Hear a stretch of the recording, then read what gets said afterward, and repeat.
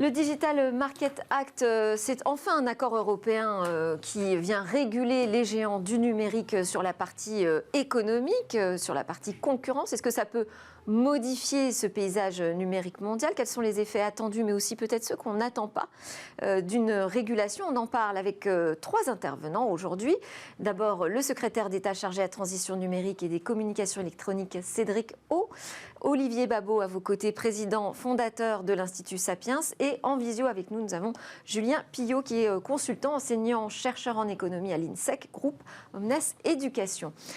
Je voulais commencer avec vous, Monsieur le Ministre, puisque vous avez été aux manettes et de manière plus importante, je dirais, que d'habitude, puisque c'était au moment de la présidence française de l'Union européenne que cet accord a été trouvé sur le Digital Market Act. Déjà, on peut se dire que face à cette ultra-domination de quelques acteurs du numérique dans le monde qui date quand même de quelques années, que n'a-t-on agi plus tôt, j'ai envie de dire? Est-ce que c'est le temps que ça a pris de se mettre d'accord entre Européens, le temps que ça a pris de réfléchir à la bonne façon d'avancer, ou est-ce qu'il y a eu un déclencheur qui a permis d'accélérer? Je pense que la prise de conscience, elle a été graduelle, mais ce n'est pas très étonnant que ça ait pris du temps. Pour une raison assez simple, c'est que moi je tiens le Digital Market Act, donc, qui vient d'être adopté pour une des régulations économiques les plus importantes des dernières décennies. Oui. Je pense que ça va changer énormément de choses, on y reviendra probablement, et que c'est d'une certaine manière une déclinaison de ce que les Américains avaient fait à la fin du 19e et au début du 20e sur des infrastructures physiques, que ce soit le pétrole par exemple ou les chemins de fer. Et donc on a adapté ce qui étaient les règles de la concurrence au monde du numérique, et c'est normal sur des sujets qui peuvent bouleverser non seulement l'économie numérique, mais je pense une partie de l'économie telle qu'on la connaît, de prendre un peu de temps. Et au contraire, je pense que c'est allé assez vite. La domination des GAFA ou des très grandes entreprises de l'Internet, elle date d'une dizaine d'années. En une dizaine d'années, on a dessiné de nouvelles règles. Alors, il faudra les mettre en œuvre maintenant, mais je pense au contraire, c'est allé extrêmement vite. Et c'est notamment, je pense, quelque chose qui est assez, qu'il faut mettre au crédit de l'Europe. Cette régulation, par ailleurs, elle a été présentée il y a un tout petit peu plus d'un an, mi-décembre 2020, par Thierry Breton et Margrethe Vestager. Et en moins d'un an et demi, on a... Oui, là, il y a une accélération. Il y a eu des discussions au niveau du Parlement, discussions au niveau des États membres et des négociations entre les trois institutions. Et en 4 mois, sous présidence française, on a fini de négocier. Et je pense qu'au contraire, c'est allé très vite. Olivier Babot, puisque vous êtes à la tête d'un think tank qui a pour but d'influer le débat social, économique, est-ce que vous avez pris part d'une certaine façon au débat ? On essaye tous de s'exprimer, on est très nombreux à exprimer par exemple notre consternation devant certaines nouvelles situations, nos inquiétudes devant certaines évolutions. Et en fait, c'est allé relativement vite parce qu'il faut se rendre compte effectivement de la vitesse extraordinaire avec laquelle ces technologies ont changé le monde, ont changé l'écosystème. Des règles de concurrence qui étaient valables il y a 20 ans, aujourd'hui, s'avèrent complètement caduques. On a des capacités de grandes entreprises à être des gatekeepers, des gardeurs de porte incroyables avec un phénomène qu'on appelle de néo-féodalisme, si vous voulez, qui fait qu'une partie de l'économie se trouve vassalisée. C'est tellement nouveau qu'il a fallu constater très rapidement les conséquences et échafauder des nouvelles régulations. Les nouvelles technologies, elles ne sont pas fournies avec un mode d'emploi. Donc en fait, ça a été relativement rapide et c'est vrai que c'est un événement majeur, ce qui est en train de se passer. La plupart des gens dans le grand public ne sont pas tellement conscients de ce qui se passe, mais c'est très très important d'arriver à enfin avoir une régulation adaptée. Alors justement, on va quand même essayer d'expliquer de quoi on parle précisément. Donc on parle d'une réglementation qui va s'adresser aux gatekeepers. Est-ce que vous pouvez nous définir? Est-ce qu'aujourd'hui c'est clair pour tout le monde sur qui est un gatekeeper et qui ne l'est pas? Je vais faire un parallèle avec ce qu'on connaît dans la vie physique. Il y a dans la vie normale, enfin dans la vie réelle, des entreprises qui ont un poids parce qu'elles possèdent par exemple des infrastructures. Vous n'allez pas faire 15 routes, 15 autoroutes, 15 aéroports, et donc il est normal qu'il y ait une forme... On peut le discuter cela, mais de monopole naturel sur un certain nombre d'endroits où tout le monde se retrouve parce qu'il faut des investissements. Et personne n'imaginerait que les aéroports, les routes, les ponts, tout ce qui fait nos infrastructures de la vie quotidienne ne soit pas régulé par l'État. Ça peut, dans une certaine mesure, être possédé par des acteurs privés, c'est même mieux parfois, mais il faut qu'il y ait une régulation de l'État, parce que ce n'est pas possible qu'ils puissent décider d'abord combien vous payez de manière totalement unilatérale pour passer par telle autoroute, et donc il faut qu'il y ait une régulation. Et ben, c'est la même chose sur le numérique. Il y a des oligopoles ou des monopoles de fait qui ont émergé. tout le monde est sur Facebook parce que tout le monde est sur Facebook. C'est un peu tautologique de le dire, mais ça ne ferait pas trop de sens qu'il y ait 2 réseaux sociaux. Enfin, il pourrait y en avoir parce qu'il pourrait y avoir des services différents, mais en tout cas... Parce qu'il y a quand même Instagram, ou alors chez les concurrents TikTok. Mais c'est quand même des choses où les gens se réunissent très vite parce que tout l'intérêt, c'est que tout le monde soit sur le même réseau social. Instagram, justement, est racheté par Facebook. Par Facebook, oui, c'est pour ça que je citais TikTok qui est dans le champ des concurrents, en revanche. Et donc, juste pour terminer, et donc la philosophie du Digital Market Act, c'est de dire, vous êtes en position d'oligopole ou de monopole, ce qu'on appelle en termes techniques gatekeeper, donc en fait contrôleur d'accès. Par contre, vous ne pouvez pas faire tout ce que vous voulez. Si une entreprise veut venir vendre sur Facebook, vous ne pouvez pas appliquer des tarifs léonins. Si vous avez, par exemple, sur les systèmes d'opération, donc sur les téléphones portables, on sait que c'est là aussi, il y a très peu d'acteurs. Il y a 2 gros acteurs qui sont Android et Apple.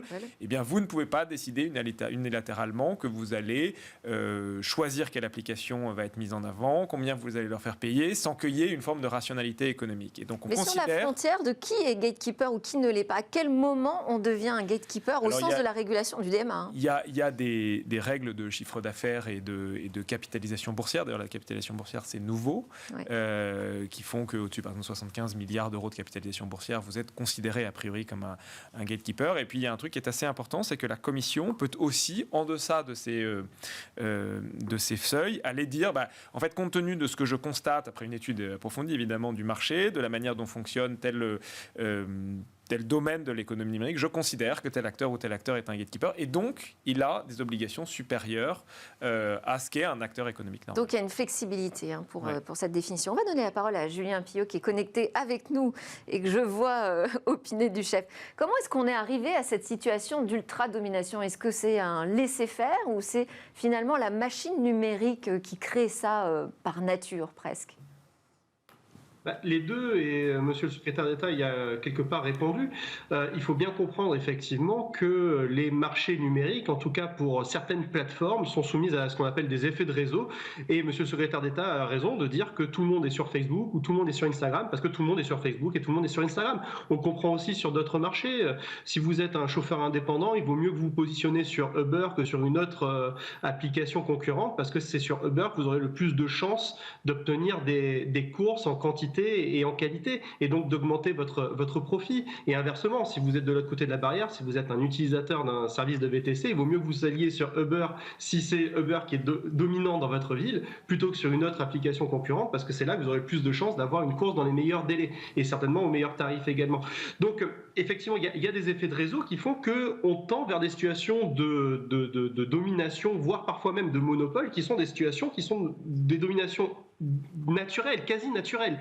Et quelque part, il n'y a pas que des désavantages à ce qui est ce type de domination naturelle. Pourquoi? Parce que ça permet aussi de flécher les investissements, déjà d'une part, notamment les investissements publicitaires, mais ça permet également aussi de pouvoir parfois un peu mieux sécuriser les données des utilisateurs, parce que l'on sait à quel moment et surtout sur quel canal les éventuels malwares, les éventuels hackers, avec des fins évidemment qui sont néfastes, pourraient éventuellement tenter de s'approprier des données personnelles. Donc il n'y a pas que des avantages d'avoir des monopoles ou des situations de domination naturelle dans les marchés numériques. Et je rappelle quand même malgré tout que dans le droit de la concurrence, d'ailleurs qu'il s'agisse du droit de la concurrence américain ou européen, les situations de domination ne sont pas condamnables per se en fait.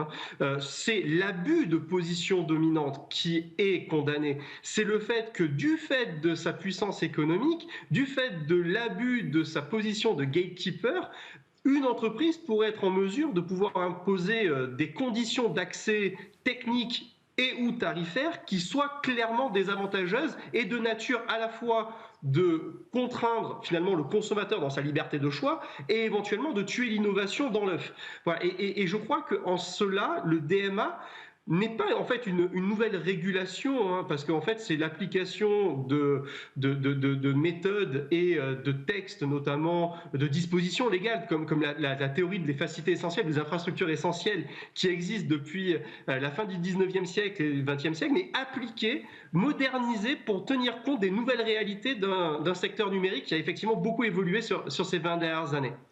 Oui, c'est Et en important. cela, ce DMA est plutôt bien orienté. Merci pour ce rappel. Olivier Babot, est-ce que selon vous, ce texte, il répond à ce que vous dénonciez dans votre ouvrage, le désordre numérique ? Oui, c'est une avancée réelle et incontestable. Il va parvenir un petit peu à ouvrir l'écosystème que ces grandes plateformes essayent de faire le plus fermé possible. Ouais. Et ça, c'est le grand avantage. On va aussi revoir notre politique de concurrence. Jusque-là, la notion de marché contestable était une notion du XXe siècle. On était assis sur l'idée qu'on regardait un marché pour voir s'il y avait des situations de concurrence. Quand vous avez des plateformes qui sont, comme Amazon par exemple, capables de tout vendre, enfin, qui sont des espèces d'accès universel aux consommateurs, la notion de marché contestable doit être complètement revue. Et puis la notion aussi de marché pertinent, pardon, oui. J'ai dit marché. Oui. Et marché contestable, parce que je voulais en parler aussi, c'est l'idée que vous pouvez avoir un monopole à un moment donné, mais s'il y a une capacité de nouveaux concurrents d'entrée, à ce moment-là, il peut être accepté. Sauf que quand vous êtes un gatekeeper complet, quand vous avez la possibilité de racheter vos concurrents ou d'imposer vos conditions, vous n'avez plus cette possibilité de contestabilité. Donc tout ça, c'est aujourd'hui pris en compte avec la critique des plateformes qui disent mais attention, ça casse notre modèle économique, parce qu'on n'arrivera plus, on ne pourra plus faire, par exemple, les liens entre les données, les liens entre nos différentes plateformes. Et c'était ça, on va en parler, des effets collatéraux. Ouais. Et puis, ce que dit Apple aussi, c'est que ça posera des problèmes de sécurité. Par exemple, l'App Store, il est très sécurisé parce qu'on n'y a que des applications qui sont vraiment visées par Apple. L'obligation d'ouvrir, c'est un peu d'ailleurs le problème que soulignent les banques par rapport à tous les nouveaux acteurs qui arrivent. C'est attention, il y a des problèmes de sécurité. Il ne faut pas non plus totalement fermer la porte à ces arguments et regarder en quoi ils sont fondés. Oui, alors là-dessus, vous rejoignez Julien Pillaud qui en a dit quelques mots, mais avant de parler de ces effets, on va dire collatéraux, j'aimerais qu'on parle des effets qui sont attendus de ce texte, le DMA. Déjà, qu'est-ce que ça va changer concrètement et puis surtout à partir de quand ? Cédrico. Alors, à partir de quand, si on prend un peu le rétro-planning, parce qu'il faut que ce soit voté formellement, il faut prendre des textes d'application, et puis après, ils ont 6 mois pour se mettre en conformité, on peut dire que début 2024, fin 2023, début 2024, les plateformes devront se conformer à leurs nouvelles obligations. Je rappelle un élément, parce que vous parliez du temps que ça prend. Les procès AT&T et Microsoft, qui sont des derniers grands procès antitrust aux États-Unis, c'est entre 10 et 13 ans. Donc, la rapidité, le changement d'échelle de temps, il est très, très fort. Ça, c'est le premier élément. Qu'est-ce que ça va changer ?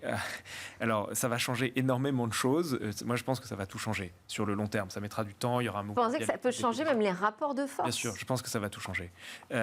Mais prenons quelques exemples. Par exemple, Apple ou Android seront obligés d'ouvrir la porte à de nouveaux magasins d'applications. On sait qu'il y a tout un sujet sur les commissions que prennent ces magasins d'applications lorsque vous payez. Les réseaux sociaux, les moteurs de recherche, les magasins d'applications ne pourront plus, sans qu'une tierce partie, le régulateur, puisse s'intéresser, choisir qui est mis en avant, qui n'est pas mis en avant, quels sont les tarifs qui sont appliqués, etc., etc. On sait qu'il y a des sujets d'auto-préférence, le fameux cas Google Shopping, par exemple, qui a été traité. Mais où là, il y a des procès systématiques. C'est vrai que ça, c'est des choses sur lesquelles déjà on se bagarrait. Interdit ex ante. Donc, en fait, c'est par avance interdit, avec une intervention du régulateur, qui font que, en fait, à peu près tous les sujets qu'on a connus, mais d'autres aussi, mais tous les grands procès qu'on a connus avec les grandes entreprises du numérique ces dernières années sont couverts par Digital Market Act, avec des capacités de remettre à niveau tous les 3 ans la législation. Donc, c'est vraiment, je pense, quelque chose. Maintenant,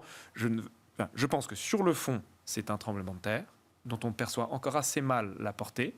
Je pense que ça mettra un peu de temps à s'appliquer, parce que d'abord, il y a quelque chose aussi qui est très nouveau, mais qui est très important, parce que on peut faire une très belle législation si la manière dont elle s'applique est mal pensée ou mal faite, ça ne marche pas. Là, c'est un régulateur. C'est tout le vrai travail qui va démarrer. C'est comment on le met en œuvre. Et donc, il y aura des temps d'ajustement, des difficultés, des petites crises probablement, des bras de fer avec les acteurs. Mais je pense que dans les 5 ans qui viennent, on va voir quand même de très très gros changements. Alors sur les autres effets de la régulation, Julien Pillaud, je voulais vous entendre plus précisément là-dessus. Qu'est-ce que ça peut bouleverser sur un marché quand on change profondément les règles ? Alors déjà, je vais abonder dans le sens de Monsieur le secrétaire d'État que je viens d'entendre. Et en fait, on a quand même un précédent qui est pas si loin, pas si éloigné que ça, parce que effectivement, au début des années 2000, Microsoft s'est vu appliquer des dispositions qui sont pas très éloignées de finalement des dispositions qui sont prévues dans le Digital Market Act, parce que Microsoft était un monopole ou un quasi-monopole de fait sur les systèmes d'exploitation. Et en appliquant certaines dispositions comportementales à Microsoft, on a permis de créer de la concurrence sur des marchés qui étaient quasiment monopolisés par Microsoft. Je pense notamment au marché des systèmes de navigation sur Internet. Ça a permis l'éclosion de navigateurs alternatifs comme Google Chrome, comme Firefox, là où Internet Explorer était ultra dominant. Ça a permis également sur le système de player, là où Windows Media Player était super dominant, de voir des alternatives comme VLC arriver, et ce pour le plus grand, quelque part, bénéfice des consommateurs qui disposent d'une liberté de choix qui est accrue. Bien, finalement, effectivement, je suis d'accord, en appliquant ces dispositions, on peut effectivement produire des effets que l'on mesure encore mal aujourd'hui, mais qui vont dans le sens finalement d'une liberté de choix accrue pour les consommateurs, et ça c'est plutôt une bonne chose. Il n'en demeure pas moins qu'il y a quelque chose que n'a pas changé ces dispositions, c'est le leadership de Microsoft sur des systèmes d'exploitation, et il a fallu finalement une innovation de rupture qui est le smartphone pour contester le leadership de Microsoft sur les systèmes d'exploitation par le biais d'un autre canal, d'un autre type de terminal qui sont les téléphones numériques.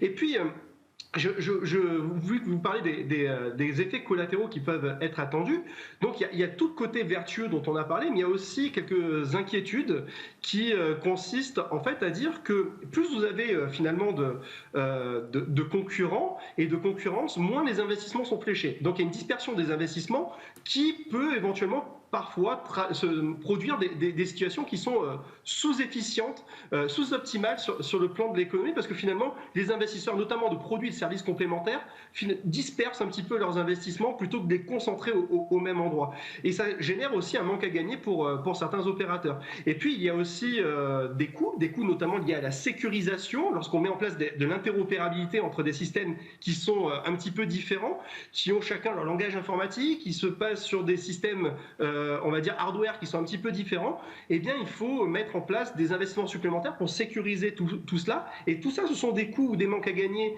qui peuvent in fine être répercutés sur les utilisateurs des services. Je pense notamment aux publicitaires, je pense notamment à tous les développeurs de logiciels et d'applications dans un système B2B, mais je pense aussi aux consommateurs finaux. Ça veut dire, si j'essaye juste, Julien, de résumer, vous dites que un des risques, ce serait que les coûts augmentent pour les internautes, mais de toute façon, on est dans une économie du gratuit aujourd'hui. Est-ce qu'il y a un autre risque? C'est celui qui est avancé d'ailleurs par Google, d'avoir en Europe un Internet de deuxième classe. Alors, je n'irai pas jusque-là. Google, Apple et consorts défendent bec et ongle leurs intérêts économiques bien compris. Il n'en demeure pas moins que le côté sombre, finalement, de la régulation existe. Il y a un bilan, finalement, qui devra être fait dans quelques années sur finalement les avantages, mais également les coûts supplémentaires qui auront été occasionnés par cette nouvelle réglementation, et regarder où est-ce que l'on peut éventuellement ajuster un petit peu le curseur pour éviter que, finalement, sous couvert de l'ouverture un petit peu à marche forcée de la concurrence sur ces marchés, on ne génère pas, quelque part inconsciemment, des effets contre-productifs qui seraient in fine défavorables aux utilisateurs. Je vous ai entendu dire, Delphine, que Julien Pillot, parce que le temps passe vite. Le temps passe vite. Je voudrais quand même faire réagir aussi Olivier Babot. Vous, dans vos grandes préoccupations, il y avait la question des inégalités. Oui. Est-ce que vous voyez, parce que au regard de ce que nous explique Julien Pillot, est-ce que vous voyez cette régulation comme une réponse face à ce danger d'inégalité, ou au contraire, ça risque de les aggraver ? Ça ne règle pas le problème de la différence entre l'accès et l'usage. On a tous accès aujourd'hui à coût marginal zéro à l'ensemble du savoir du monde. Ça ne veut pas dire qu'on en fait évidemment un usage beaucoup plus grand. Certes, et qu'il est mieux réparti dans la population. La question fondamentale est en effet celle de l'effet sur l'innovation. Par exemple, pour l'intelligence artificielle, aujourd'hui, progression intelligence artificielle, ce sont des investissements de plusieurs dizaines de milliards. Donc, il faut être très grand, et donc on a intérêt à avoir ces grandes entreprises. Si demain, il faut toujours rappeler, si un service est gratuit, c'est que vous n'en êtes pas le client, vous en êtes la matière première. Et donc, demain, il est possible que ceux qui ne puissent pas payer aient accès à une forme de service dégradé, puis ceux qui peuvent payer aient accès à certains services un peu meilleurs. C'est le principe du freemium. Vous savez, vous avez accès à la version dégradée gratuitement, et c'est plus cher si c'est un petit peu mieux. On peut craindre, il est possible, en tout cas, c'est pas totalement exclu, qu'il y ait une forme de dualité de ce point de vue-là. Mais le problème, il est au-delà. Encore une fois, il est dans un problème, à mon avis, de formation, d'accès au numérique, d'incapacité d'illiteracy, d'électronisme, voilà comment on dit, d'électronisme, qui pose évidemment des problèmes après de capacité à être efficace dans ce monde numérique qui naît. Donc ça n'est évidemment qu'une partie de la réponse à ce problème essentiel. Cédrico, je voulais qu'on termine sur la question de l'audit, la manière dont on va vérifier en fait finalement si tout le monde suit bien les nouvelles règles du jeu. Comment ça va s'organiser? Quels outils on va pouvoir mettre en place? Alors c'est un des gros sujets. Donc c'est la Commission européenne qui... Et puis le financement de cette supervision qui est en débat aussi. Oui, alors c'est la Commission européenne qui va être chargée de mettre en place cette législation. Je crois que Thierry Breton a dit il y a quelques jours, sauf erreur de ma part, qu'il prévoyait 100 à 110 personnes au sein de la Commission européenne pour ce faire. Donc il faut quand même créer cette unité. Et vous mettez le doigt sur un sujet qui est un sujet de l'ensemble des pouvoirs publics, qui est la question de la capacité à avoir les talents pour réguler et pour aller voir ce qui se passe chez ces grands acteurs du numérique. Que par exemple en France, on a commencé à régler en créant une unité spéciale à la disposition de l'ensemble des régulateurs, parce que ce sont des talents rares et chers, les capacités, les spécialistes en intelligence artificielle, en sciences des données, qui sont capables d'aller comprendre, auditer, tester des algorithmes que parfois même les GAFA eux-mêmes ne comprennent pas. Il faut bien en avoir conscience. Et ça va être un des défis des années à venir. Mais je crois que ça a fait l'objet de beaucoup de discussions pendant les négociations entre le Parlement, le Conseil et la Commission. Et je crois que de toute façon, il y a une obligation de résultat sur ces questions-là qui est posée à la Commission. Ça prendra un peu de temps. Il faudra aller chercher des profils qu'on ne connaît pas encore aujourd'hui, enfin qu'on n'a pas encore aujourd'hui. Mais je suis assez confiant que les choses seront bien faites. On voit que donc le travail n'est pas terminé. Merci beaucoup à tous les trois pour vos éclairages donc, sur ces nouvelles règles qui sont en cours de construction. Mais en tout cas, on est bien parti. On a avancé effectivement assez vite sur ces sujets de régulation. Merci Julien Pillot qui était connecté avec nous, consultant, enseignant-chercheur en économie à l'INSEC. Merci beaucoup au secrétaire d'État chargé de la transition numérique qui a participé à l'élaboration de cet accord, et à Olivier Babot, président fondateur de l'Institut Sapiens. On se retrouve juste après une petite pause. On va parler de ce qui bouge aussi dans le monde du jeu vidéo.